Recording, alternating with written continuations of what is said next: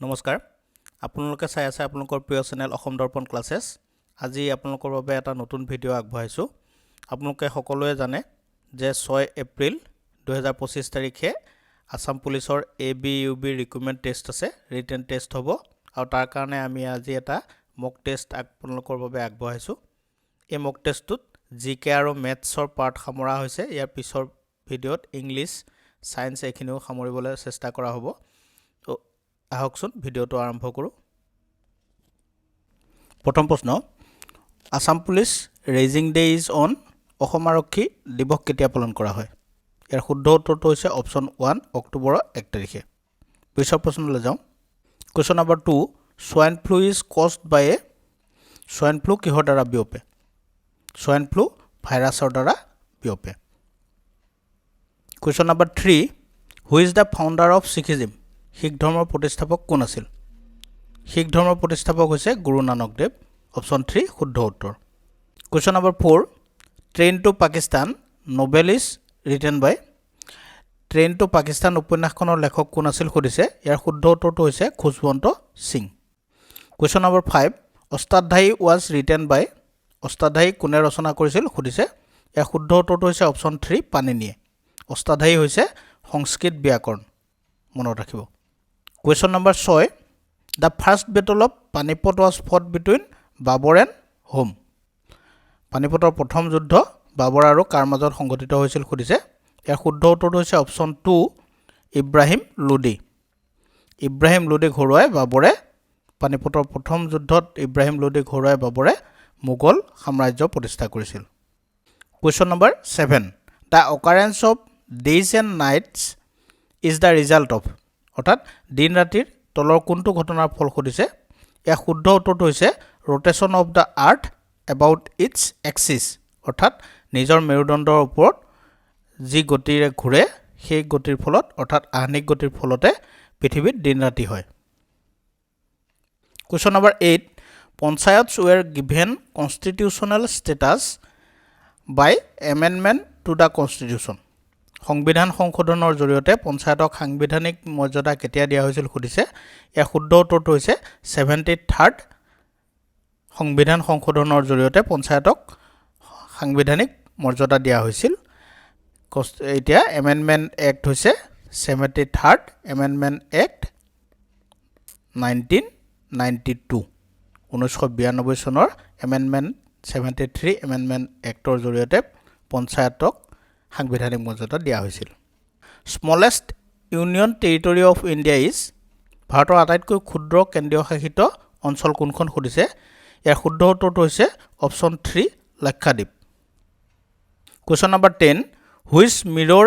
is used as rear view mirror in vehicles কোনখন দাপোন বাহনত rear view mirror হিচাপে ব্যৱহাৰ কৰা হয় সুধিছে ইয়াৰ শুদ্ধ উত্তৰটো হৈছে কনভেক্স mirror অৰ্থাৎ উত্তল দাপোন ব্যৱহাৰ কৰা হয় গাড়ীবোৰত rear view mirror হিচাপে Question number 11 Flying of bird is a proof of Newton's law নিউটনৰ কেই নম্বৰ সূত্ৰটো ইয়াতে চৰাই উৰণৰ ক্ষেত্ৰত ব্যৱহাৰ হয় সুধিছে হেতু হ'ব উত্তৰ অপশ্যন 3 থাৰ্ড ল অৰ্থাৎ নিউটনৰ তৃতীয় সূত্ৰ চৰাই উৰণৰ ক্ষেত্ৰত প্ৰতিফলন হয় Question number 12 Two stones of different masses are dropped simultaneously from the top of a building যদিহে এটা আট্টালিকাৰ ওপৰৰ পৰা একেলগে দুটা ভিন্ন ভৰৰ শিল পেলাই দিয়া হয় তেতিয়া হলে কি হ'ব সুধিছে ইয়াত দিয়া অপচন কেটাৰ ভিতৰত option 3 both the stones reach the ground at the same time এটো শুদ্ধ উত্তৰ হ'ব অৰ্থাৎ দুইটা শিলেই যদিও ভিন্ন ভৰৰ আছিল কিন্তু একে উচ্চতাৰ পৰা পেলাই দিয়া কাৰণে একে সময়তে আহি মাটিত পৰিবহি Question number 13 Excessive intake of polished rice cause deficiency of অৰ্থাৎ অত্যাধিক পলিশ কৰা চাউল সেৱনৰ ফলত কিহৰ অভাৱ হয় সুধিছে ইয়াত দিয়া অপচন কেটাৰ ভিতৰত অপচন 3 ভিটামিন বিৰ অভাৱ হয় ভিটামিন B1 ৰ আসলতে ডেফিচিয়েন্সি হয় আৰু যাৰ ফলত বেৰি বেমাৰটো সৃষ্টি হয় ভিটামিন ডেফিচিয়েন্সিৰ ফলত আমি জানো যে বেৰি এটা ভিটামিন ডিফিচিয়েন্সিৰ ৰোগ আৰু এইটো ভিটামিন বি ডিফিচিয়েন্ট হ'লে বডিত যদি কমি যায় তেতিয়াহ'লে বেৰি ৰোগ হয় মনত ৰাখিব এইটো ভিটামিন কি ইয়াত অভাৱ হয় বুলি দিছে ভিটামিন বা ইয়াত কিছুমান ৰোগৰ নাম দিব পাৰে যদিহে হয় ৰোগৰ নাম দিয়া তেতিয়াহ'লে বেৰি শুদ্ধ উত্তৰ হ'ব কোৱেশ্চন নম্বৰ 14 লংগেষ্ট বোন ইন হিউম্যান বডি সুধিছে মানুহৰ শৰীৰৰ আটাইতকৈ দীঘল হাড় কোনডাল সুধিছে আমাৰ মানুহৰ বডিৰ আটাইতকৈ দীঘল হাড়ডাল হৈছে উৰুৰ প্ৰধান হাড়ডাল অৰ্থাৎ ইংলিছত ফেমাৰ বুলি কয় অপচন 2 শুদ্ধ উত্তৰ হ'ব question number 15 sound travel faster in শব্দই দ্ৰুতভাৱে গতি কিহত কৰে সুধিছে ইয়াতে শব্দই আটাইতকৈ দ্ৰুতভাৱে গতি কৰে সলিডত তাৰ পিছতে লিকুইডত সেকেন্ড আৰু গেছত থাৰ্ড আৰু ভেকুৱামত শব্দই গতি কৰিব নোৱাৰে কোৱেশ্চন নম্বৰ 16 লেন মিন্স অৰ্থাৎ লেনৰ ফুল ফৰ্ম কি সুধিছে ইয়াত লেনৰ ফুল ফৰ্ম হৈছে লোকেল এৰিয়া নেটৱৰ্ক এটো কম্পিউটাৰৰ লগত জড়িত সকলে গম পায় লেন মানে কি local area network question number 17 which of the following is correct form of mail address অৰ্থাৎ আমি যিবোৰ ইমেইল এড্ৰেছ ইউজ কৰো ইমেইল এড্ৰেছ এটা লিখোতে কি কাৰেক্ট ফৰ্মটো হয় ইয়াৰ শুদ্ধ উত্তৰটো হ'ব অপচন 2 sales@website.info অৰ্থাৎ আমি যেতিয়া এটা মেইল আইডি লিখো তাত প্ৰথমতে আমাৰ এড্ৰেছটো নামটো থাকে তাৰ পিছত থাকে আৰু যেটো মেইল আইডি দিয়া থাকে যোনটো কোম্পানীয়ে প্ৰভাইড কৰে ধৰি লওক পপুলাৰ gmail.com এটোৱে হৈছে এটা শুদ্ধ মেইল এড্ৰেছ ইয়াত যেহেতু ওয়েবসাইট বুলি লিখা আছে এখানে website.info আৰু আগত আছে অপচন 2 শুদ্ধ উত্তৰ হ'ব question number 18 first Indian to win Nobel prize এতে নোবেল বঁটা লাভ কৰা প্ৰথম ভাৰতীয় কোন সুধিছে আমি সকলোৱে জানো যে ৰবীন্দ্ৰনাথ ঠাকুৰে হৈছে প্ৰথম ভাৰতীয় যি নোবেল পুৰস্কাৰ লাভ কৰিছিল তেখেতে নোবেল পুৰস্কাৰ লাভ কৰিছিল 1913 চনত আৰু লিটাৰেচাৰত অৰ্থাৎ সাহিত্যৰ কাৰণে তেখেতে নোবেল বঁটা লাভ কৰিছিল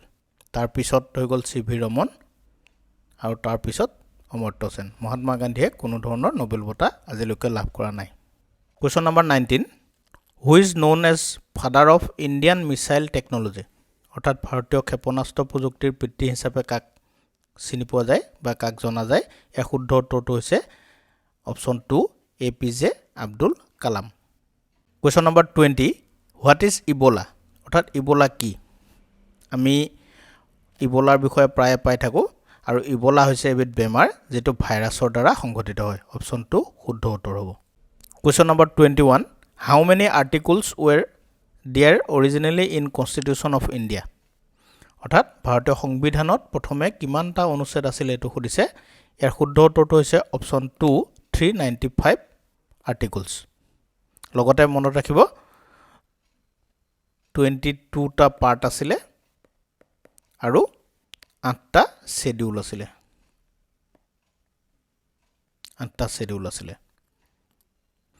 Who is the current governor of Assam অৰ্থাৎ বৰ্তমান অসমৰ ৰাজ্যপাল কোন সুধিছে ইয়াৰ শুদ্ধ উত্তৰটো হৈছে Lakshman Prasad Acharya question number 23 Radcliffe line is a boundary between Radcliffe line হৈছে তলৰ কোন দুখন দেশৰ মাজত এটা সীমা আৰু ইয়াৰ শুদ্ধ উত্তৰটো হৈছে ভাৰত আৰু পাকিস্তানৰ মাজত সীমা হেকানে অপচন A1 শুদ্ধ উত্তৰ হ'ব কোৱেশ্চন নম্বৰ 24 এটো এটা ম্যাথছৰ question Suresh starts from a point walks 2 miles towards the south turns right and walks 1.5 miles then turn left and walks half mile and then he turns back what is the direction he is facing now প্ৰশ্নটো কি সুধিছে সুৰেশে এটা বিন্দুৰ পৰা আৰম্ভ কৰি 2 mile দক্ষিণ দিশলৈ খোজকাঢ়ি গৈছিল তাৰ পিছত তেওঁ সোঁফালে ঘূৰি 1.5 মাইল আকৌ খোজকাঢ়ি গৈ বাওঁফালে ঘূৰি আধা মাইল খোজকাঢ়ি গল তাৰ পিছত তেওঁ সম্পূৰ্ণ পিছলৈ ঘূৰি যায় এতিয়া তেওঁ কোন দিশৰ ফালে মুখ কৰি আছে সুধিছে আমি এনেকুৱা এটা ডায়াগ্ৰাম আঁকিলো ইয়াৰে ওপৰ ফালে আমি জানো n থাকে তলত হৈ গ'ল এছ, এইটো চাইডে ইষ্ট আৰু এইটো চাইডে ৱেষ্ট। এতিয়া সুৰেশৰ দিশটো প্ৰথম ক'ত আছিল? সুৰেশে দক্ষিণলৈ খোজকাঢ়িছিল, অৰ্থাৎ এইফালে খোজকাঢ়িছিল। তাৰপিছত খোজকাঢ়ি গৈ পেলাই 2 মাইল যেতিয়া গ'ল, গৈ তেওঁ সোঁফালে ঘূৰিলে। সোঁফালে ঘূৰা মানে এইটো ফালে ঘূৰিলে, এইটো হৈ গ'ল সোঁফাল। তাৰপিছত তেওঁ আকৌ বাওঁফালে ঘূৰে, তেওঁ এইফালে ঘূৰিলে। এইফালে ঘূৰাৰ পিছত তেওঁ আধা মাইল যেতিয়া গ'ল, আধা মাইল যোৱাৰ পিছত তেওঁ পুনৰ উভতি গ'ল। অৰ্থাৎ সুৰেশে প্ৰথম এইটো বিন্দুৰ পৰা যদি ষ্টাৰ্ট কৰিছিল, তেওঁ প্ৰথম দক্ষিণ দিশলৈ এইফালে গ'ল, তাৰপিছত তেওঁ ৰাইট ছাইডে ঘূৰি এইটো দিশলৈ গ'ল, ৰাইট ছাইডে ঘূৰাৰ পিছত তেওঁ আকৌ লেফ্ট ছাইডে ঘূৰি পেলাই এইটো দিশলৈ গ'ল, আকৌ পুনৰ তেওঁ উভতি গ'ল, অৰ্থাৎ পুনৰ উভতি আকৌ এইফালে ঘূৰি দিয়ে। এতিয়া তেওঁ কোনফালে মুখ কৰি আছে সুধিছে। আমি এই ডায়েগ্ৰামটো যে আঁকি লৈছিলোঁ, ইয়াত নৰ্থৰ ফালে তেওঁ পইণ্ট কৰি আছে, সেইকাৰণে ইয়াত দিয়া অপশ্যন কেইটাৰ ভিতৰত শুদ্ধ উত্তৰ হ'ব নৰ্থ ছাইডে। অপশ্যন 2 শুদ্ধ উত্তৰ হ'ব। আকৌ এবাৰ চাওক, সুৰেশে চাউথলৈ গ'ল, এইটো হৈ গৈছে চাউথ দিশ, চাউথলৈ গ'ল, তাৰপিছত ৰাইট ছাইডে মূৰ কৰিলে, এইটো ছাইডে গ'ল অৰ্থাৎ, আৰু এইটো ছাইডে যোৱাৰ পিছত তেওঁ পুনৰ লেফ্ট ছাইডে মূৰ কৰিলে, এইটো ছাইডলৈ গ'ল, এইটো পইণ্টলৈ গ'ল। এইফালে আহি তেওঁ পুনৰ উভতি দিলে, অৰ্থাৎ ঘূৰি দিলে। ঘূৰি দিওঁতে তেওঁ এইফালে মুখ কৰি থাকিব, এইটো ছাইডে মুখ কৰি থাকিব, অৰ্থাৎ তেওঁ নৰ্থ ছাইডে মুখ কৰি থাকিব। ধৰিব পাৰিছেনে? তাৰ পিছৰ প্ৰশ্নলৈ যাওঁ। Question number 25। The age of x is 2/3 of y. After 6 years, x will be 46 years old. The present age of y is, xৰ বয়স y ৰ বয়সৰ 3 ভাগৰ 2 ভাগ। 6 বছৰৰ পিছত xৰ বয়স হৈছিল 46 years। এতিয়া বৰ্তমান y ৰ বয়স কিমান সুধিছে। এতিয়া যিহেতু xৰ বয়স y ৰ বয়সৰ 2/3 বুলি কৈছে, সেইকাৰণে আমি y ৰ বয়সটো ধৰি ল'ম। y ৰ বয়সটো যদি আমি ধৰোঁ, স্মল y বুলি যদি ধৰোঁ, তেতিয়াহ'লে xৰ বয়সটো হ'ব 2/3 of y। এতিয়া দিয়া আছে যে 6 বছৰৰ পিছত 46 years হৈছে xৰ বয়স। xৰ বয়স আমি পালোঁ এইটো, তো 6 বছৰৰ পিছত হ'লে 2/3 of y plus 6 equal to 46 হৈছে। অৰ্থাৎ 2/3 of y equal to 40, আৰু this implies y equal to 60 years. Option 3 শুদ্ধ উত্তৰ হ'ব। আকৌ এবাৰ চাওক, যিহেতু y ৰ বয়সৰ 2/3 বুলি কৈছে xৰ বয়স, সেইকাৰণে আমি y ৰ বয়সটো ধৰি লৈছোঁ। y ৰ বয়সটো স্মল y বুলি ধৰিলোঁ। স্মল y যদি হয় y ৰ বয়স, তেতিয়াহ'লে xৰ বয়স হ'ব y ৰ 2/3, অৰ্থাৎ 2/3 of স্মল y। এতিয়া আমাক কৈছে যে xৰ বয়স 6 বছৰ পিছত 46 years হ'ব, সেইকাৰণে প্ৰেজেণ্ট এজ যিহেতু xৰ এইটো প্ৰেজেণ্ট এজ যিহেতু, ইয়াৰ লগত এটা +6 যোগ হ'ব। এইটো +6 যোগ কৰিলে 46 পাম। তাৰপিছত এইটো চিম্প্লিফাই কৰিলে y ৰ বয়সটো আমি 60 years পাম। পিছৰ প্ৰশ্নলৈ যাওঁ। Question number 26। এইটো এটা ৰিজনিঙৰ কুৱেশ্যন দিছে। A is B's brother, C is A's mother, D is C's father, E is B's son. How D related to A? দিয়া আছে A হ'ল B'ৰ ভায়েক, C হ'ল Aৰ মাক, D হ'ল C'ৰ বাপেক, আৰু E হ'ল B'ৰ পুত্ৰ বা পুতেক। ডিৰ লগত এৰ সম্পৰ্কটো কেনেকুৱা সুধিছে। আমি একবাৰ লিখি লওঁ। এ হৈ গ'ল বিৰ ব্ৰাদাৰ বুলি কৈছে, অৰ্থাৎ দাদা বা ভাইটি, দাদা বুলি লিখিলোঁ। তেনেকৈ দিছে চি ইজ এজ মাদাৰ, এৰ মাক। এই দুটাৰ পৰা আমি পালোঁ যে চি এই দুইটাৰ পৰা পালো আমি যে C B ৰুমাক তাৰপিছত আকৌ দিয়া আছে D Cৰ বাপেক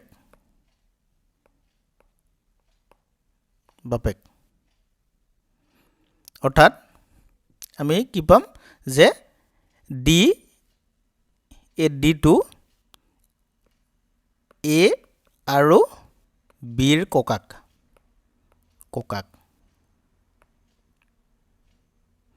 আকৌ এটা কনফাৰ্মেশ্যন দিছে যে ই হ'ল বিৰ পুতেক বিৰ পুত্ৰ এইটো এটা কনফাৰ্মেশ্যন দিছে এই গোটেই কেইটাৰ পৰা আমি ডি আৰু এৰ সম্পৰ্কটো কি পাম ইয়াৰ পৰা পালোৱে আমি যে ডি আৰু এৰ সম্পৰ্কটো হৈছে গ্ৰেণ্ডফাদাৰ অপচন 3 শুদ্ধ উত্তৰ হ'ব অৰ্থাৎ ককাক হ'ব আকৌ এবাৰ চাওক এ ইজ বি's ব্ৰাদাৰ অৰ্থাৎ এ বিৰ ককায়েক বা ভায়েক চি এৰ মাক আৰু ডি ইজ চি's ফাদাৰ ডি চিৰ ফাদাৰ বুলি কৈছে এই দুটাৰ পৰা আমি পালো যে চি হৈ গ'ল বিৰো মাক আৰু যেতিয়া ডি হ'ল চিৰ বাপেক অৰ্থাৎ এটো হৈ গ'ল ডিৰ নাতিয়েক হৈ গ'লে ৰিলেশ্যনটো কি হ'ব ককাক Question number 27 Man observed that a train 120 meter long crossed him in 9 seconds. The speed in kilometer per hour of the train was অৰ্থাৎ এজন মানুহে দেখিলে যে 120 মিটাৰ দীঘল ট্ৰেইন এখনে তেওঁক 9 ছেকেণ্ডত পাৰ কৰি গৈছে ৰেলখনৰ গতিটো উলিয়াব দিছে কিলোমিটাৰ প্ৰতি ঘণ্টাত ইয়াত দিয়া আছে মিটাৰত আৰু ছেকেণ্ডত দিয়া আছে প্ৰথমতে আমি এই দুটাক কিলোমিটাৰ ঘণ্টালৈ নিব লাগিব আমি 120 মিটাৰক কিলোমিটাৰলৈ নিলে 1000 ৰে হৰণ কৰিব লাগিব 120 এটো কিলোমিটাৰ হ'ব অৰ্থাৎ 0.12 কিলোমিটাৰ হ'ব তেনেকৈ আমি যদি 9 ছেকেণ্ডক যদিহে আমি ঘণ্টালৈ নিও 3600 ৰে হৰণ কৰিব লাগিব 9 আৰু তেতিয়া আমি পাম 1/400 আৱাৰ আমি জানো যে স্পীড টু ডিসটেন্স হৰণ টাইম ইয়াতে দিয়া আছে ডিসটেন্স টু 0.12 আৰু টাইমটো হৈ গ'ল 1/400 এটো আমাৰ কিলোমিটাৰ পাৰ আৱাৰ হ'ব যেতিয়া আমি এটো ক্যালকুলেট কৰিম তে কাটাকাটি কৰিলে আমাৰ কি হ'ব 0.12 ইনটু 400 হ'ব আৰু এটো 4 ইনটু 12 48 পিছফালে দুটা 0 আছে ইয়াত দুটাৰ আগত পইণ্ট আছে অৰ্থাৎ উঠি যাব 48 কিলোমিটাৰ পাৰ আৱাৰ হ'ব আমাৰ ইয়াত দিয়া অপচন 3 শুদ্ধ হ'ব যেহেতু কিলোমিটাৰ প্ৰতি ঘণ্টাত খুদিছিলে সেই কাৰণে আমি মিটাৰটোক কিলোমিটাৰলৈ লৈ গলো আৰু সেকেন্ডটোক টাইমটোক আমি ঘণ্টালৈ লৈ গলো যেহেতু সেকেন্ডত আছিলে আমি ঘণ্টালৈ লৈ গলো আৰু তাৰ পিছত আমি জানো যে ৰেলখনৰ গতি খুদিছে স্পীড হৈছে ডিসটেন্স হৰণ টাইম ডিসটেন্সটো আমি যেতিয়া কিলোমিটাৰলৈ নিলো 0.12 কিলোমিটাৰ পালো আৰু টাইমটোক যেতিয়া আমি ঘণ্টালৈ নিলো তেতিয়া 1/400 পালো 9 into 30 ডিভাইড কৰিলে 1/400 আৰু এটো সিম্পলিফাই কৰিলে 48 কিলোমিটাৰ পাৰ আৱাৰ হ'ব আপোনালোকে আকৌ এবাৰ নিজে কৰি চাব তেতিয়া কিবা যদি ডাউট থাকে ক্লিয়াৰ হৈ যাব তাৰ পিছৰ প্ৰশ্নলৈ যাও Question number 28 A and B working separately can do a piece of work in 10 and 15 days respectively অৰ্থাৎ A 10 দিনত আৰু B 15 daysত কমপ্লিট কৰিব পাৰে if they work on alternate days beginning with A then in how many days will the work be completed অৰ্থাৎ একদিন যদি এ কৰে পিছদিনা যদি বি কৰে তেতিয়াহ'লে তেওঁলোকে কামটো কিমান দিনত সম্পূৰ্ণ কৰিব পাৰিব সুধিছে এ আৰু বি পৃথকে কাম কৰি ক্ৰমে 10 ঘণ্টা আৰু 10 দিন আৰু 15 দিনত এটা কাম কৰিব পাৰে যদি তেওঁলোকে এৰে আৰম্ভ কৰি অৰ্থাৎ এ প্ৰথম দিনা কাম কৰিলে দ্বিতীয় দিনা বি যদি কাম কৰে তেতিয়াহ'লে কিমান দিনত কামটো সম্পূৰ্ণ হ'ব সুধিছে তো এ যেহেতু 10 দিনত কৰে এ 10 দিনত কৰে তাকে এ এক দিনত কিমান কৰিব কামটোৰ 10 ভাগৰ 1 অংশ কাম তেনেকে বি কামটো 15 দিনত কৰে সেইকাৰণে বি এক দিনত কৰিব 15 ভাগৰ 1 অংশ কাম আৰু দুইটাই এ প্লাছ বি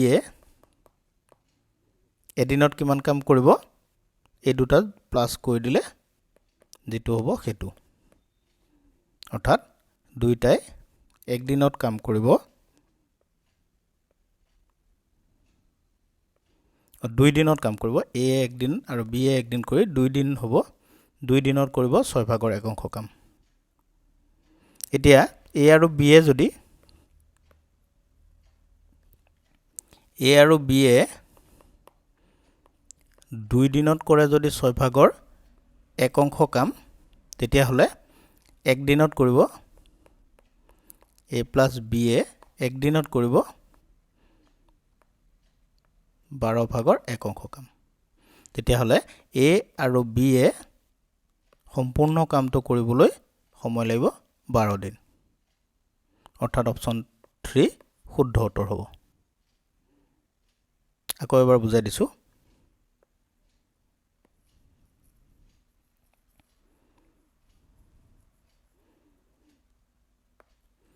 আকৌ এবাৰ বুজাই দিছো এ কামটো কৰে 10 দিনত এদিনত কৰিব 10 ভাগৰ 1 অংশ কাম বি কৰে 15 দিনত এদিনত কৰিব 15 ভাগৰ 1 অংশ কাম এ আৰু বি যেতিয়া কাম কৰিব তেতিয়া হলে 2 দিনত কৰা কাম হ'ব 10 ভাগৰ 1 অংশ যোগ 15 ভাগৰ 1 অংশ অৰ্থাৎ 2 দিনত কৰিব 6 ভাগৰ 1 অংশ কাম এটো সিম্পলিফাই কৰিলে 6 ভাগৰ 1 অংশ ওলাব তেতিয়া হলে a আৰু b এক দিনত কৰিব যেহেতু দুদিনত কৰে 6 ভাগৰ 1 অংশ কাম তেতিয়া হলে এক দিনত কৰিব 12 ভাগৰ 1 অংশ কাম a আৰু b যদি এক দিনত 12 ভাগৰ 1 অংশ কাম কৰে তেতিয়া হলে সম্পূৰ্ণ কামটো মানে 12 ভাগৰ 12 অংশ কামটো কৰিবলৈ সম্পূৰ্ণ কাম কৰিব 12 দিনত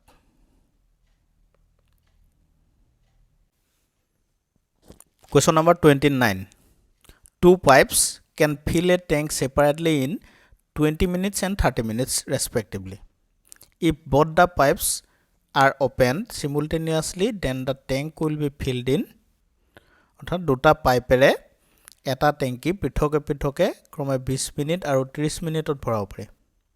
যদি দুয়োটা পাইপ একেলগে খুলি দিয়া হয় তেতিয়া হলে টেংকিটো কিমান সময়ত ভৰ্তি হ'ব খুদিছে আমি যদি পাইপ দুডালৰ নাম A আৰু B দিও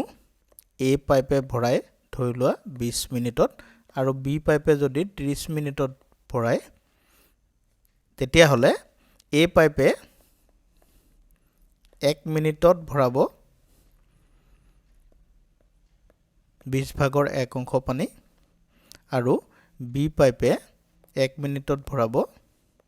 1 মিনিটত ভৰাব 30 ভাগৰ 1 অংশ পানী এটা কৈ আছে যে দুইটা পাইপ একে সময়তে খুলি দিব তেতিয়া হলে দুইটা পাইপ যদি একে সময়ত খুলি দিয়া হয় এই দুটা যোগ কৰিলে 1 মিনিটত ভৰাব 1/20 plus 1/30 অংশ পানী অৰ্থাৎ 60/5 অংশ পানী বা কাটাকাটি কৰিলে 1/12 অংশ পানী এতিয়া 12 ভাগৰ 1 অংশ পানী 12 ভাগৰ 1 অংশ পানী ভৰাই 1 মিনিটত তেতিয়া হলে 12 ভাগৰ 12 অৰ্থাৎ সম্পূৰ্ণ পানী ভৰাব 12 মিনিটত অংকটো তেনেই সহজ অপশ্যন 2 12 মিনিট শুদ্ধ উত্তৰ হ'ব Question number 30 If the radius of a cylinder is decreased by 50% and the height increased by 50% to form a new cylinder then the volume will be decreased by যদি এটা সিলিন্ডাৰৰ ব্যাসাৰ্ধ 50% হ্ৰাস কৰি উচ্চতা 50% বৃদ্ধি কৰা হয় আৰু সেই নতুন সিলিন্ডাৰটোৰ আয়তন কিমান হ'ব খুদিছে কিমান পাৰ্চেন্ট ডিক্ৰিজ হ'ব খুদিছে এতিয়া আমি সিলিন্ডাৰৰ আয়তনটো জানো v equal to pi r square h ইয়াতে r হৈ গ'ল ৰেডিয়াস আৰু h হৈ গ'ল height এতিয়া প্ৰথম অৱস্থাত সিলিন্ডাৰটোৰ আয়তনটো কি হ'ব v1 equal to pi r square h এতিয়া ৰেডিয়াসটো যদি 50% ডিক্ৰিজ কৰা হয় ৰেডিয়াস r যদি 50% ডিক্ৰিজ কৰা হয় তেতিয়া হলে নতুন ৰেডিয়াসটো হ'ব r1 নতুন ৰেডিয়াসটো r1 হ'ব হাফ r আৰু 50% যদি বঢ়াই দিয়া হয় বৃদ্ধি কৰা হয় উচ্চতাটো হেতু যদি 50% বঢ়াই দিয়া হয় h1 হ'বগে 1.5 h বা 3/2 h হ'ব এনে কৰাৰ পিছত নতুন আয়তনটো হ'ব নতুন আয়তন যদি আমি v2 বুলি ধৰো তেতিয়া হলে pi half r square 3/2 h হ'ব অৰ্থাৎ নতুন আয়তনটো হ'ব 3/8 pi r square h অলপ মুছিলো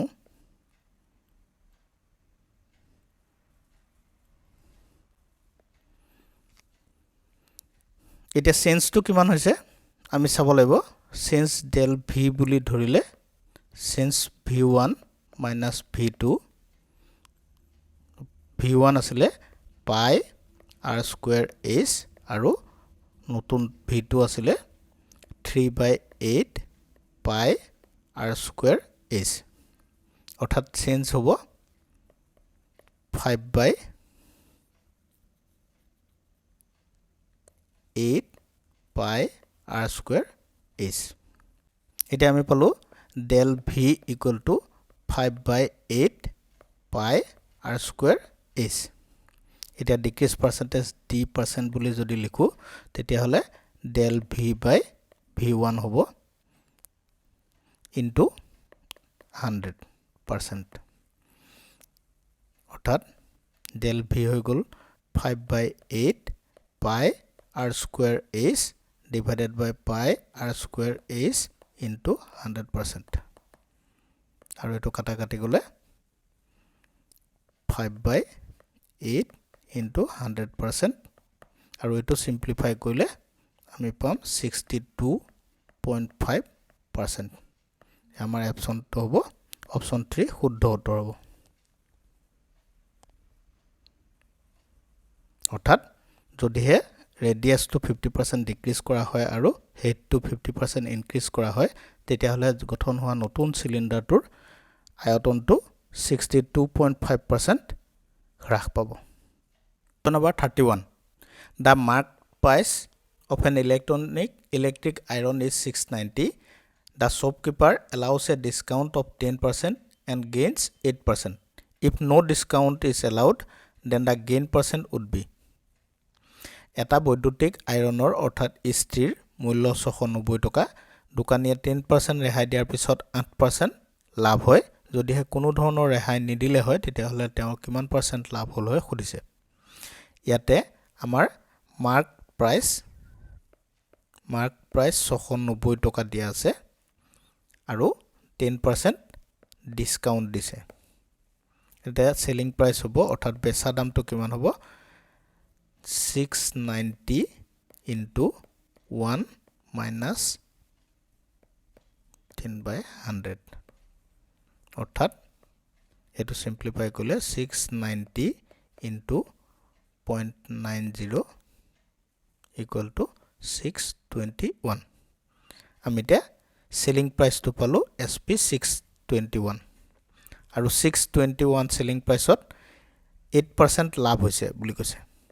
8% গেইন তেতিয়া হলে আমি এতিয়া কষ্ট প্ৰাইসটো উলিয়াব লাগিব অৰ্থাৎ কিনা দাম কিমানত কিনিছিল উলিয়াব লাগিব আৰু আমি জানো যে সেলিং প্ৰাইস হৈছে কষ্ট প্ৰাইস into 1 plus gain 2 অৰ্থাৎ gain 8% হৈছে যেটা 0.8 এতিয়া আমি সেলিং প্ৰাইস যেটো জানো 621 ইয়াত 621 বহলে CP into 1.8 ইয়াৰ পৰা আমি CP পাম কষ্ট প্ৰাইস পাম 621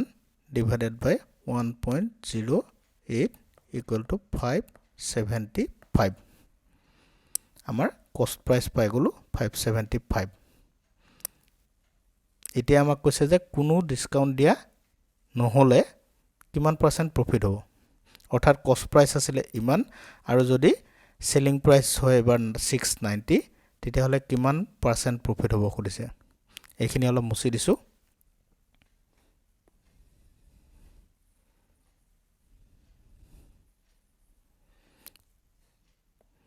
আমাৰ মাৰ্ক প্ৰাইস আছিল 690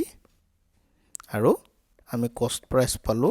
575 অৰ্থাৎ ইয়াতে প্রফিট হল 690 minus 575 ইয়াত প্রফিট হৈছিল 115 rupees এতিয়া পার্সেন্টেজ অফ প্রফিট হ'ব যেটো প্রফিট আছে হেতু উপৰত হ'ব 115 divided by cost price C 575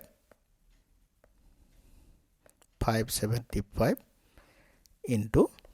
100 এটো আমি সিম্পলিফাই কৰিলে উত্তৰ পাম 20% অৰ্থাৎ যদি হে কোনো ডিসকাউন্ট দিয়া নহয় তেতিয়া হলে 20% প্ৰফিট হ'ব জেগা কমৰ কাৰণে মই দুভাগত কৰিছো ভিডিওটো আকৌ পিছলৈ নি পেলাই আকৌ প্ৰথম উপায় এবাৰ চাব আৰু নিজৰ বহিত টুকি ললে আপোনালোকে কৰি বুজি পাব তাৰ পিছৰ প্ৰশ্নলৈ যাওঁ question number 32 the ratio of ages of two boys is 5:6 after 2 years the ratio will be 7:8 the ratio of their ages after 10 years will be দুজন লৰাৰ বয়সৰ অনুপাত 5:6 দুবছৰৰ পিছত অনুপাত হৈ গল 7:8 আৰু তেতিয়া হলে 10 বছৰৰ পিছত তেওঁলোকৰ বয়সৰ অনুপাত কিমান হ'ব খুদিছে দুজন লৰাৰ বয়সৰ অনুপাতটো হৈছে 5:6 তেতিয়াকে বয়সটো হ'ব 5x আৰু 6x এটা কৈছে যে দুবছৰৰ পিছত তেওঁলোকৰ বয়সৰ অনুপাত 7:8 হৈছে দুবছৰৰ পিছত মানে ইয়াটো 2 যোগ হ'ব ইয়াটো 2 যোগ হ'ব তেতিয়া অনুপাতটো কি হ'ব 5x plus 2 divided by 6x plus 2 equal to 7:8 এটো ক্রস মাল্টিপ্লিকেশন হ'ব আৰু ইয়াৰ পৰা আমি যদি সিম্পলিফাই কৰি x ৰ ভ্যালুটো উলিয়াও x ৰ ভ্যালু ওলাব 1 x ৰ ভ্যালুটো 1 পালে তেওঁলোকৰ বৰ্তমানৰ বয়সটো কিমান হ'ব 5x মানে 5 আৰু 6x মানে 6 অৰ্থাৎ লৰা দুজনৰ বৰ্তমানৰ বয়স 5 বছৰ আৰু 6 বছৰ এটা 10 বছৰৰ পিছত 5 বছৰৰ লৰাজনৰ বয়স হ'ব 5 plus 10 অৰ্থাৎ 15 আৰু 6 বছৰৰ লৰাজনৰ বয়স হ'ব 16 তো তেওঁলোকৰ বয়সৰ অনুপাতটো হ'ব 15:16 যেহেতু কাটা কাটি না যায় এইটোৱে থাকিব অৰ্থাৎ অপশ্যন 1 শুদ্ধ উত্তৰ হ'ব ক্ৰছ মাল্টিপ্লিকেশ্যনটো চাগে আপোনালোকে নিজে কৰিব পাৰিব সেইকাৰণে মই কৰি দেখাই দিয়া নাই যদি কৰি দেখাই দিব লাগে তেতিয়াহ'লে কমেণ্টত জনাব কৰি দেখাই দিম Question number 33. A constable is 114 meter behind a thief. The constable runs 21 meters and the thief 15 meters in a minute. In what time will the constable catch the thief? চোৰ এজনৰ পৰা 114 মিটাৰ পিছে পিছে এজন কনিষ্টেবল অৰ্থাৎ police এজন দৌৰি আছে কনিষ্টেবলজনে 1 মিনিটত 21 মিটাৰ যায় আৰু চোৰজনে 15 মিটাৰ যায় কিমান সময়ৰ পিছত চোৰজনক কনিষ্টেবলজনে ধৰিব পাৰিব খুদিছে ইয়াতে আমাৰ থিফ আৰু কনিষ্টেবলৰ ডিসটেন্সটো হৈছে 14 মিটাৰ আৰু থিফজনে যায় 15 মিটাৰ আৰু কনিষ্টেবলে যায় 21 মিটাৰ 1 মিনিটত তেওঁলোকৰ দৌৰৰ ডিফাৰেন্সটো হৈছে 6 অৰ্থাৎ কনিষ্টেবলজনে 1 মিনিটত 6 মিটাৰ দৌৰিব পাৰে এতিয়া 6 ৰে আমি 114ক ডিভাইড কৰি দিলে যেটো টাইম ওলাব হেতুৱে হ'ব আমাৰ উলিয়াবলগীয়া টাইমটো এটো ডিভাইড কৰিলে আমি উত্তৰ পাম 19 অপচন 1 শুদ্ধ উত্তৰ হ'ব আপোনালোকে বুজি পাইছে চাগে কনিষ্টেবলজন যেহেতু চোৰজনৰ পৰা 114 মিটাৰ পিছত আছিল 114 মিটাৰ পিছত থকাৰ কাৰণে তেওঁলোকৰ ডিসটেন্সটো হ'ব 114 আৰু কনিষ্টেবলজনে 1 মিনিটত যায় 21 মিটাৰ আৰু চোৰজনে 15 মিটাৰ সেই কাৰণে তেওঁলোকৰ 1 মিনিটত দৌৰৰ ডিফাৰেন্সটো হৈ গল 6 মিটাৰ অৰ্থাৎ পুলিচজনে 6 মিটাৰ দৌৰিছে বেছিকে এই 6 মিটাৰেৰে 114ক ডিভাইড কৰি দিলে অৰ্থাৎ কিমান পিছত আছে পিছ পৰি আছে ডিভাইড কৰি দিলে আমি পাবলগীয়া উত্তৰটো পাম Question number 34 Who is the chairman of Niti Aayog নীতি আয়োগৰ অধ্যক্ষ কোন হয় খুদিছে নীতি আয়োগৰ অধ্যক্ষ হয় প্ৰাইম মিনিষ্টাৰ ভাৰতবৰ্ষৰ প্ৰাইম মিনিষ্টাৰ অৰ্থাৎ প্ৰধানমন্ত্ৰীয়ে নীতি আয়োগৰ অধ্যক্ষ হয় Question number 35 A candidate for the membership of Lok Sabha should not be less than লোকসভাৰ সদস্য পদৰ প্ৰাৰ্থী এজন বয়স কিমান হ'ব লাগে খুদিছে বয়স কিমানতকৈ আসলতে কম হ'ব নালাগে খুদিছে আৰু ইয়াৰ শুদ্ধ উত্তৰটো হৈছে 25 বছৰ 25 বছৰ বয়সতকৈ যদিহে কম হয় তেখেতে লোকসভাৰ সদস্য হ'ব নোৱাৰে তেওঁ মিনিমাম 25 ইয়াৰ্স হ'বই লাগিব Question number 36 Which amendment of the Indian Constitution inserted the two words socialist and secular in the preamble ভাৰতীয় সংবিধানৰ কোনটো সংশোধনে প্ৰস্তাৱনাত সমাজবাদী আৰু ধৰ্মনিৰপেক্ষ শব্দ দুটা সন্নিবিষ্ট কৰিছিল এটো খুদিছে আৰু এই শুদ্ধ উত্তৰটো হৈছে অপচন 3 42nd এমেন্ডমেন্টৰ জৰিয়তে আৰু 42nd amendment act Amendment Act 1976 ৰ জৰিয়তে অপচন 3 শুদ্ধ উত্তৰ হ'ব Question number 37 The color of cow's milk is light yellow due to the presence of অৰ্থাৎ গৰুৰ গাখীৰৰ ৰং সামান্য হালধীয়া হয় ইয়াৰ কাৰণ কি খুদিছে আৰু গৰুৰ গাখীৰৰ ৰং হালধীয়া হোৱাৰ কাৰণটো হৈছে ইয়াতে বিটা কেৰোটিন অৰ্থাৎ অপচন 3 কেৰোটিনৰ অভাৱৰ বাবে গৰুৰ গাখীৰত বিটা কেৰোটিন থাকে আৰু সেই কাৰণে গৰুৰ গাখীৰৰ ৰং সামান্য পৰিমাণে হালধীয়া দেখা যায় Question number 38 How many spokes are there in the Ashok Chakra of National Flag of India ভাৰতীয় ৰাষ্ট্ৰীয় পতাকাৰ অশোক চক্ৰত কিমানডাল দণ্ড আছে খুদিছে আৰু সকলোৱে আমি জানো যে ভাৰতীয় ৰাষ্ট্ৰীয় পতাকাৰ যেটো অশোক চক্ৰ আছে তাত 24 ডাল দণ্ড আছে Question number 39 With which crop has green revolution been associated অৰ্থাৎ কোনটো শস্যৰ লগত সেউজ বিপ্লৱৰ সম্পৰ্ক আছে খুদিছে ইয়াতে অলপমান অপচন কেটা ভুল হৈ আছে হুইট আৰু ৰাইচ এই দুইটাৰ লগতে গ্ৰীণ ৰিভলিউশ্যনৰ সম্পৰ্ক আছে মনত ৰাখিব wheat and rice question number 40 diabetes ৰোগ কিহৰ লগত জড়িত সুধিছে diabetes is a disease of ইয়াৰ যিটো অংগৰ লগত জড়িত সেইটো হৈছে ডায়েবেটিছ পেংক্ৰিয়াছৰ লগত জড়িত অৰ্থাৎ অসমীয়াত অগ্নাশয় বুলি কোৱা হয় অগ্নাশয়ৰ লগত জড়িত যেতিয়া অগ্নাশয় দুৰ্বল হয় আৰু ইনসুলিন কমকে প্ৰডিউস কৰিব ধৰে তেতিয়া ডায়েবেটিছ ৰোগত এজন ৰোগী ভোগে question number 41 Where is the headquarter of Interpol? Interpolৰ মুখ্য কাৰ্যালয় ক'ত আছে সুধিছে আৰু Interpolৰ মুখ্য কাৰ্যালয় আছে লিয়ন ফ্ৰান্সত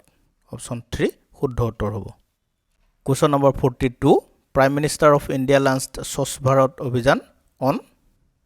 কিমান তাৰিখে ভাৰতৰ প্ৰধানমন্ত্ৰীয়ে স্বচ্ছ ভাৰত অভিযানৰ শুভাৰম্ভ কৰিছিল সুধিছে আৰু ইয়াৰ শুদ্ধ উত্তৰটো হৈছে অপচন 2 অক্টোবৰ 2014 অৰ্থাৎ মহাত্মা গান্ধীৰ জন্মদিনৰ দিনা প্ৰধানমন্ত্ৰীয়ে স্বচ্ছ ভাৰত অভিযানৰ শুভাৰম্ভ কৰিছিল question number 43 Prime Minister announced 31st October as ৰাষ্ট্ৰীয় একতা দিৱস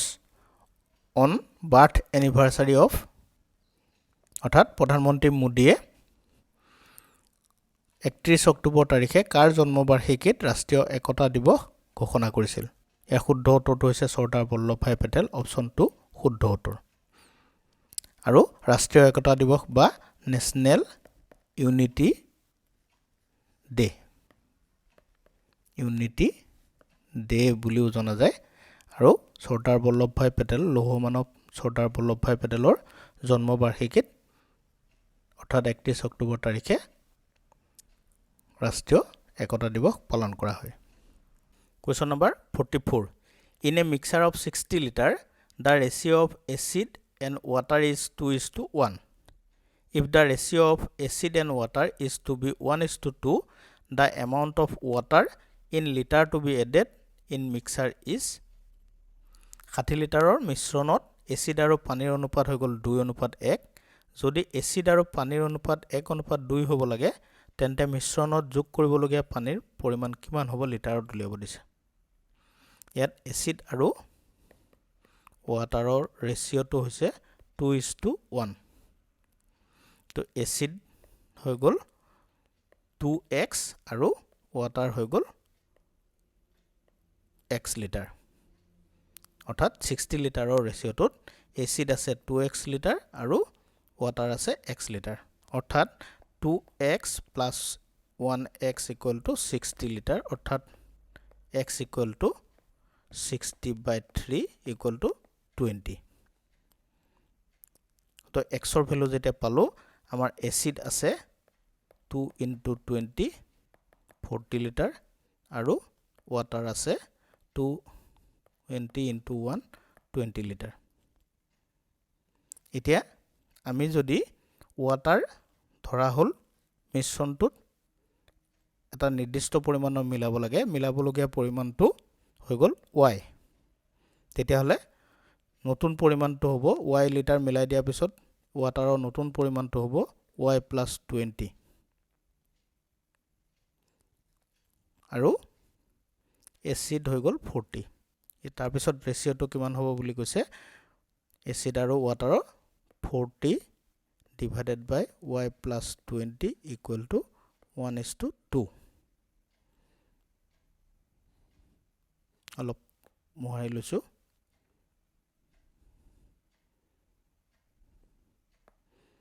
এটো যদি আমি ক্ৰস মাল্টিপ্লিকেশন কৰো তেতিয়া হলে y plus 2 equal to 80 Question number 45 The function of hemoglobin is হিমোগ্লোবিনৰ কাৰ্য কি সুধিছে আমাৰ তেজত থকা হিমোগ্লোবিনৰ কাৰ্য হৈছে অক্সিজেন পৰিবহন কৰা হেকাৰণে অপচন 2 ট্ৰান্সপোৰ্টেশন অফ অক্সিজেন শুদ্ধ উত্তৰ হ'ব এটো 20 হ'ব লাগিছিল y plus 20 equal to 80 this implies y equal to 60 অৰ্থাৎ এড কৰিবলগীয়া পানীৰ পৰিমাণ হ'ব 60 লিটাৰ অপচন 4 শুদ্ধ উত্তৰ হ'ব Question number 46 Where is Great Himalayan National Park Great Himalayan ৰাষ্ট্ৰীয় উদ্যান ক'ত অৱস্থিত সুধিছে ইয়াৰ শুদ্ধ উত্তৰটো হৈছে অপচন 2 হিমাচল প্ৰদেশত অৱস্থিত Question number 47. India shares longest boundary with which country? ভাৰতে দেশৰ সৈতে সৰ্বাধিক দীঘল সীমাৰেখা ভাগ কৰে সুধিছে আৰু ভাৰতবৰ্ষই সৰ্বাধিক সীমাৰেখা ভাগ কৰে অৰ্থাৎ সীমা ভাগ কৰে বাংলাদেশৰ লগত অপচন 3 শুদ্ধ উত্তৰ হ'ব বাংলাদেশৰ লগত প্ৰায় 4096 কিলোমিটাৰ বৰ্ডাৰ ভাৰতৰ সংযুক্ত হৈ আছে Question number 48 First woman speaker of Lok Sabha সুধিছে লোকসভাৰ প্ৰথম মহিলা অধ্যক্ষ কোন আছিল ইয়াতে ভুল হৈ আছে অপচন 1 মীৰা কুমাৰী কুমাৰ শুদ্ধ উত্তৰ হ'ব তেখেতে প্ৰথম লোকসভাৰ মহিলা অধ্যক্ষ হয় Question number 49 মৌলিক কৰ্তব্য সন্নিবিষ্ট কৰা হৈছিল কিমানতম সংবিধান সংশোধনেৰে সুধিছে Fundamental duties were inserted by this amendment of constitution মৌলিক কৰ্তব্যসমূহক 42nd amendment 1976 সন্নিবিষ্ট কৰা হৈছিল অপচন 2 শুদ্ধ উত্তৰ হ'ব Question number 50 longest national highway of India is ভাৰতৰ আটাইতকৈ দীঘল ৰাষ্ট্ৰীয় ঘাইপথ কোনটো সুধিছে ইয়াৰে শুদ্ধ উত্তৰটো হৈছে NH7 আগতে পুৰণি নাম আছিল NH7 আৰু এতিয়া নতুন নাম হৈছে NH44 এটো হৈছে নতুন নাম আগতে NH7 নামেৰে জনা গৈছিল আৰু ইয়াৰ দৈৰ্ঘ্য হৈছে 4112 কিলোমিটাৰ ভাৰতবৰ্ষৰ আটাইতকৈ দীঘল ৰাষ্ট্ৰীয় ঘাইপথ Question number 51 How many pieces of 85 cm length can be cut from rod of 42.5 meter long 42.5 metre দীঘল এটা ৰডৰ পৰা 85 সেন্টিমিটাৰ দৈৰ্ঘ্যৰ কিমানটা টুকুৰা কাটিব পাৰি এটো অংক আমি কেনেকৈ কৰিম 42.5 মিটাৰ টোটাল ৰডডালৰ দৈৰ্ঘ্য আৰু তাক এটো যেহেতু সেন্টিমিটাৰত আছে 85 সেন্টিমিটাৰৰ ৰডৰ টুকুৰা কাটিব লাগে ইয়াৰ পৰা কেই টুকুৰা হ'ব খুদিছে আমি এটুকু 85 সেন্টিমিটাৰকো মিটাৰলৈ লৈ যাম সেন্টিমিটাৰক মিটাৰলৈ নিলে 100ৰে হৰণ কৰিব লাগিব মানে 0.85 মিটাৰ হ'ব 0.85 এৰে আমি যদি ডিভাইড কৰি দিও 42.5ক তেতিয়া হলে আমি 50 টুকুৰা ৰড পাম শুদ্ধ উত্তৰটো হ'ব অপচন 3 50 তাৰ পিছৰ প্ৰশ্নলৈ যাও Question number 52 If A is brother of B B is sister of C and C is father of D how D and A related যদি A B ৰ ভাতৃ হয় B যদি C ৰ ভনীয়েক হয় আৰু C যদি D ৰ পিতৃ হয় তেন্তে হলে D আৰু A ৰ মাজত ৰিলেচনটো কি খুদিছে আমি এটা লিখিলো প্ৰথমতে A হৈ গৈছে B ৰ ব্ৰাদাৰ এটো হৈ গল ব্ৰাদাৰ আৰু B হৈ গৈছে C ৰ সিস্টাৰ আৰু তেনেকে কি হৈছে C হৈছে D ৰ ফাদাৰ এতিয়া এই কিতাৰ পৰা পাম A B ৰ ব্ৰাদাৰ আকৌ B C ৰ সিস্টাৰ তেতিয়া হলে A আৰু C ৰ মাজত ৰিলেচনটো কি হ'ব A ও হৈ গল C ৰ ব্ৰাদাৰ A আৰু C ৰ মাজত ৰিলেচন হৈছে A আৰু C ৰ মাজত ৰিলেচনটো হৈছে ব্ৰাদাৰ তেনেকে C আৰু D এই দুটাৰ মাজত ৰিলেচনটো হৈছে C is father of D তেতিয়া কি হ'ব A আৰু D ৰ মাজত ৰিলেচনটো হ'ল A D ৰ আঙ্কুল হ'ব যেতিয়া A D ৰ আঙ্কুল হ'ব তেতিয়া হলে D এৰ কি হ'ব নেফিউ হ'ব শুদ্ধ অপচনটো নেফিউ A B ৰ ব্ৰাদাৰ B C ৰ সিস্টাৰ তেতিয়া হলে A C ৰ ব্ৰাদাৰ হ'ব আকৌ C যেতিয়া D ৰ ফাদাৰ বুলি কৈছে যেহেতু C D ৰ ফাদাৰ বুলি কৈছে তেতিয়া হলে A আৰু D ৰ মাজত ৰিলেচনটো হ'ব A is uncle of D and then D is nephew of A therefore D ৰ লগত A ৰ সম্পৰ্কটো হ'ব নেফিউ অপশ্যন 3 শুদ্ধ উত্তৰ হ'ব question number 53 the normal temperature of human body is মানুহৰ শৰীৰৰ স্বাভাৱিক উষ্ণতা কিমান সুধিছে ইয়াৰে শুদ্ধ উত্তৰটো হৈছে 98.4 ফাৰেনহাইট বা কৰবাত থাকিব পাৰে 98.6 ফাৰেনহাইট মানুহৰ শৰীৰৰ স্বাভাৱিক উষ্ণতা ক্ৰীড়াবিদ মেৰী কম কোন খেলৰ লগত জড়িত সুধিছে the famous sports personality Mary Kom is associated in which sport ইয়াৰ শুদ্ধ উত্তৰ মেৰী কমে বক্সিঙৰ লগত জড়িত অপশ্যন 2 ভিডিঅ'টো শেষলৈকে চোৱাৰ বাবে ধন্যবাদ আমাৰ আৰু ভিডিঅ' পাই থাকিবৰ বাবে আমাৰ চেনেলটো ছাবস্ক্ৰাইব কৰি ল'ব আৰু ভাল পালে বন্ধু বান্ধৱীৰ লগত শ্বেয়াৰ কৰিব question number 55 retirement age of supreme court জাজ সুধিছে উচ্চতম ন্যায়ালয়ৰ ন্যায়াধীশৰ অৱসৰৰ বয়স কিমান সুধিছে আৰু আমি সকলোৱে জানো ইয়াৰ অৱসৰৰ বয়সটো হৈছে 65 ইয়াৰ্ছ অপশ্যন 4 শুদ্ধ উত্তৰ হ'ব